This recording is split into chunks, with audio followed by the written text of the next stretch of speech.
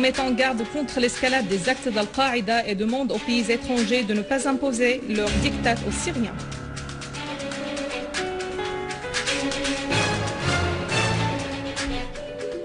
L'armée arabe syrienne mène plusieurs opérations spécifiques contre les groupes terroristes.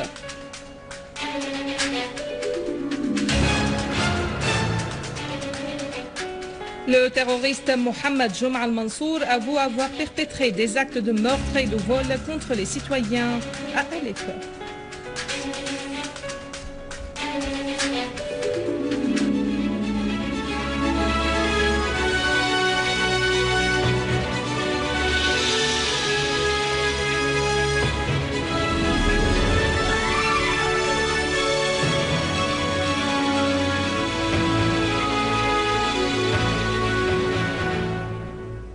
Mesdames et messieurs, bienvenue à vous tous dans ce journal.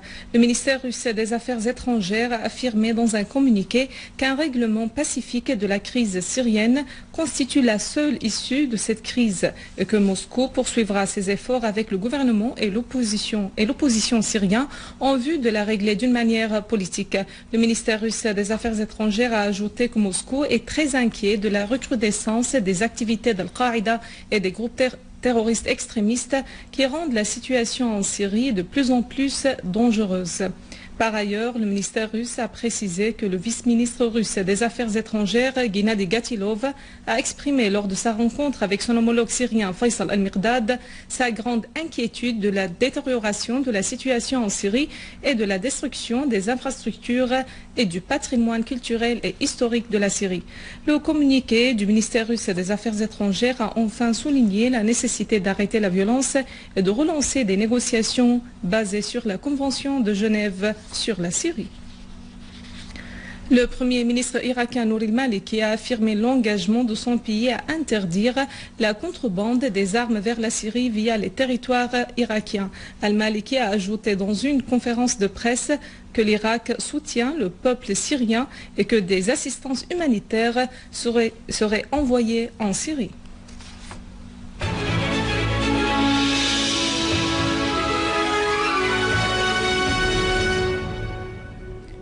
Dans le cadre de leur mission nationale visant à établir la sécurité et la stabilité à Alep et sa campagne, les unités de l'armée arabe syrienne ont mené des opérations spécifiques contre les groupes terroristes armés et détruit des repères des terroristes du Front al-Nusra affiliés au réseau Al-Qaïda. Les forces de l'armée arabe syrienne ont liquidé un grand nombre de terroristes, détruit leurs voitures et saisi leurs armes et munitions dans les villes de Korres et Rasm al-Aboud. Les unités des forces armées syriennes ont en outre détruit des repères des terroristes sur la route As-Saloum à Darat Azza, Khanasir, Jisr al-Barkoum et Babin à Al-Missilmiye. Toujours à Alep, les unités de l'armée arabe syrienne ont pourchassé des terroristes à Al-Qabban sur la route de la vieille porte, leur infligeant de lourdes pertes. Dans le quartier Al-Marjeh, le citoyen Ahmad Mohamed Al-Ouis a été assassiné devant son domicile par un groupe terroriste à cause de sa participation aux marches populaires qui appelaient à chasser les terroristes du quartier. Les unités de l'armée arabe syrienne ont poursuivi leur mission nationale dans la traque des terroristes de Front al-Nusra relevant d'Al-Qaïda, Azamalka, Daraya et Chifonier dans la banlieue de Damas. Une source haut placée a déclaré que des dizaines de terroristes ont été tués à Chifonier, dont Abu Ali Khbeye, l'un des plus dangereux terroristes dans cette région. La même source a ajouté que l'armée s'était accrochée avec un groupe terroriste qui a commis des meurtres et des actes de sabotage près du rond-point de Zaytoun à Daraya, ce qui a fait plusieurs morts et blessés parmi ces éléments. Un autre groupe terroriste a été neutralisé à Routa al-Sharqiya, dont Abdelhamid Chalhoub, Mohamed Srour et Abdo alias le Tunisien. Toujours dans la banlieue de Damas, précisément à Saqba, une unité de l'armée arabe syrienne a liquidé nombre de terroristes d'Al-Qaïda et saisi leurs armes, dont des roquettes RPG et des mitrailleuses. Cette opération a de même permis de neutraliser de nombreux terroristes appartenant tous au Front al-Nusra, branche du réseau terroriste Al-Qaïda. Au secteur de Barzeh, des terroristes ont actionné une charge explosive dans le quartier de Aish al-Warwar. Cette charge a été implantée près de la place d'Al-Khazan et tué 3 personnes, une femme, une fillette et un garçon, blessé plus de 35 autres et causé d'importants dégâts matériels.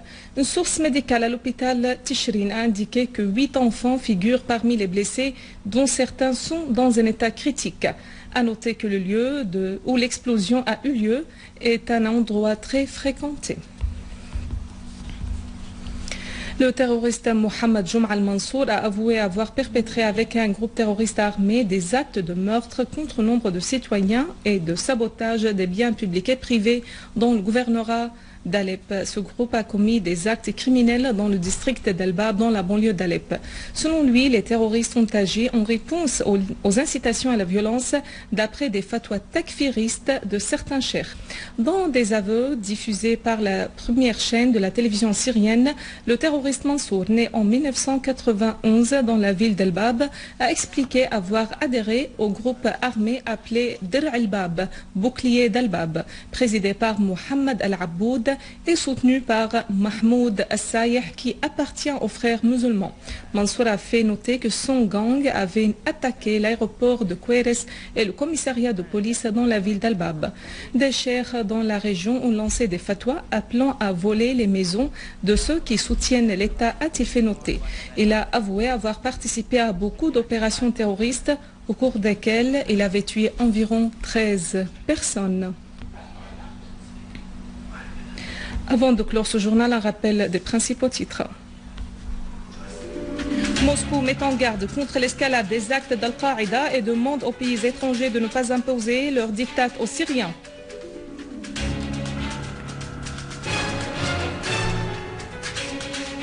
L'armée arabe syrienne mène plusieurs opérations spécifiques contre les groupes terroristes.